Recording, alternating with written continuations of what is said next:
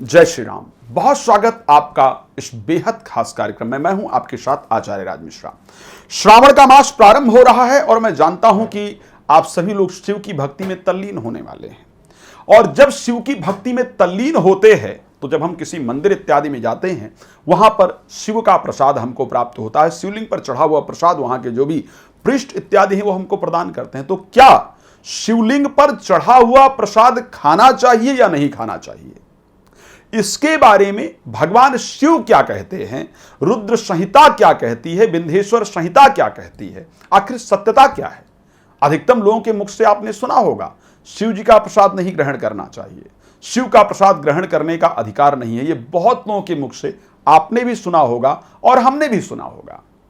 बहुत सारे लोगों के प्रश्न आने के बाद हमने इस पर अध्ययन प्रारंभ किया कि आखिर शास्त्र क्या कहता है, वेद का नियम क्या है, कि शिव जी के प्रसाद को खाना चाहिए। सो शिव पुराण के अंतर्गत भगवान शिव स्वयं कहते हैं, ब्रह्मा जी नारद जी को कथा बताते हुए कहते हैं कि हे नारद, जो शिव पर चढ़े हुए नैवेद्य को नहीं खाता है वो जनरली पाप करता है। शिव पर चढ़े हुए प्रसाद को ग्रहण करने से ब्रह्म हत्या जैसा पाप भी नष्ट हो जाता है। हां, कुछ शिवलिंग पर चढ़े हुए प्रसाद को नहीं ग्रहण करना चाहिए, उसको भी बताऊंगा। कौन से शिवलिंग पर चढ़े हुए प्रसाद को ग्रहण करना चाहिए और कौन से शिवलिंग पर चढ़े हुए प्रसाद को नहीं ग्रहण करना चाहिए, इसके बारे में रुद्र संहिता क्या कहती है, भगवान शिव के शब्द क्या कहते हैं और ब्रह्मा जी क्या कहते हैं, उसको बहुत ध्यान से सुनिए। ऐसा कहा जाता है कि शिव की जो वास्तविक उपासना करता है, जो शिव की भक्ति करता है, वो किसी भी शिवलिंग पर, जो शिव को अपना इष्ट मानता है या मानती है, वो किसी भी शिवलिंग पर चढ़े हुए प्रसाद को ग्रहण कर सकते हैं। दूसरा कहते हैं अन्य भी जो किसी देवी देवता को मानते हैं वो लोग भी शिव जी पर चढ़े हुए प्रसाद को ग्रहण कर सकते हैं, शिवलिंग पर चढ़े हुए प्रसाद को ग्रहण कर सकते हैं। कुछ शिवलिंग हैं जिन पर चढ़े हुए प्रसाद को नहीं ग्रहण करना चाहिए, जिन पर ग्रहण करना चाहिए उनको बता रहा हूं। शालिग्राम शिला, शालिग्राम शिला कौन सी होती है, जो शिवलिंग बीच में हल्की सी, जिसकी आकृति हल्की सी नीचे पतली होती है, ऊपर पतली होती है, बीच में उसकी आकृति हल्की सी मोटी होती है, या जो किसी साधारण पत्थर को ला करके शिव जी के रूप में, अधिकतम आप ग्रामीण क्षेत्रों में जब जाएंगे तो वहां शिव की आकृति ये नहीं होती है, वहां जो शालिग्राम भगवान होते हैं उस प्रकार की आकृति शिवलिंग में देखी जाती है। शालिग्राम शिला पर चढ़ा हुआ प्रसाद कोई भी व्यक्ति खा सकता है। शालिग्राम शिला जो है, उस प्रकार की शिवलिंग पर चढ़ा हुआ प्रसाद कोई भी व्यक्ति ग्रहण कर सकता है। उसके साथ शालिग्राम शिला वहां प्रसाद खा सकता है।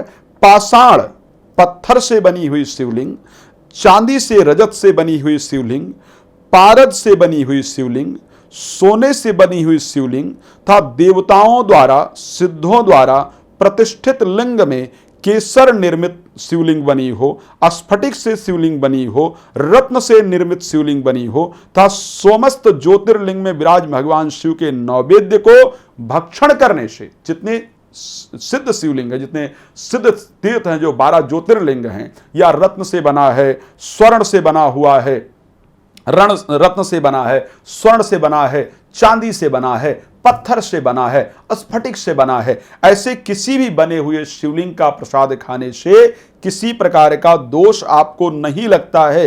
या अगर किसी प्रकार से किसी सिद्ध द्वारा या देवताओं द्वारा निर्मित किया गया हो, वहां का प्रसाद खाने से कोई दोष नहीं है। तो फिर कौन सा शिवलिंग है जिसके प्रसाद खाने का दोष है, अब उसको सुन लीजिए। जहां पर चंडों का अधिकार है, जहां पर चंडों का अधिकार है, चंड का अधिकार है, वहां पर जो शिव निर्मालय हो उसे साधारण मनुष्य को नहीं खाना चाहिए। जहां पर चंड का अधिकार है, वहां पर जो शिवलिंग, जहां पर भूत प्रेत या जहां चांडाल लोगों ने जिस शिवलिंग का, जहां पर उनका अधिकार हो, उस जगह जैसे आघोड़ियों का अधिकार हो, वहां का शिवलिंग का प्रसाद कभी ग्रहण नहीं करना चाहिए।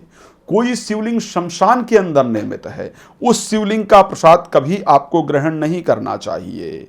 ध्यान रखिए, जो शिवलिंग, एक बात और विशेष रूप से आपको बता रहा हूं, चंड का अधिकार नहीं है, वहां के शिव के निर्मालय को किया जा सकता है।